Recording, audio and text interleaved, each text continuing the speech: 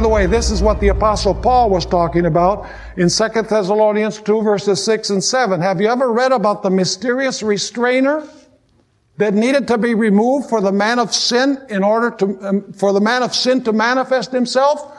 Notice 2 Thessalonians chapter 2 verses 6 and 7. The Apostle Paul says, and now you know what is restraining the man of sin. See, he was restrained.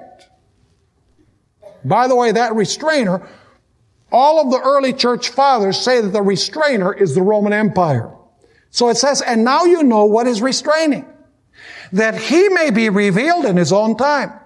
For the mystery of lawlessness is already at work. Only he who now restrains, which is the emperor, by the way, will do so until he is what? Until he is taken out of the way. So what is it that liberated the papacy so that it could use the sword of civil power? It was the fact that the barbarian invasions threw the Roman Empire into upheaval and chaos.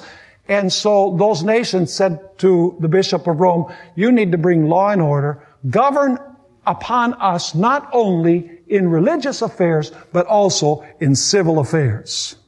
I want to read you some statements from some theologians on the style of government that existed during the Middle Ages.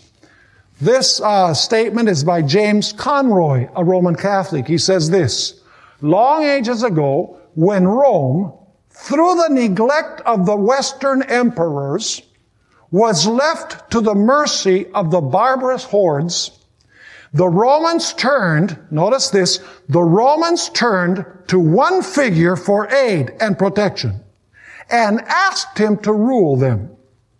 Who was that they asked to rule? The Bishop of Rome. Today he's called the Pope.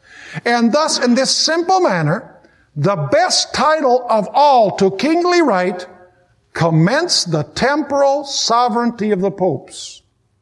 And meekly stepping to the throne of Caesar, notice the terminology, meekly stepping to the throne of Caesar, the vicar of Christ took up the scepter to which the emperors and kings of Europe were to bow in reverence through so many ages.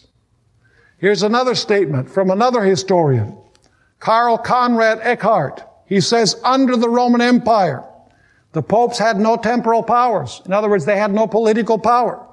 But when the Roman Empire had disintegrated, and its place had been taken by a number of rude, barbarous kingdoms, those are the 10 divisions, the 10 horns, the Roman Catholic Church not only became independent of the states in religious affairs, but dominated secular affairs as well. R.W. Southern, another historian. These are all, by the way, non-Adventist theologians and historians.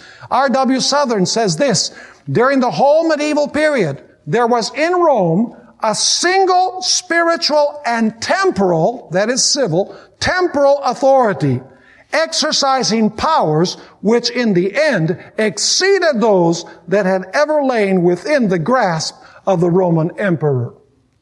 And John N. Figi has this interesting comment. He says, in the Middle Ages, the church was not a state.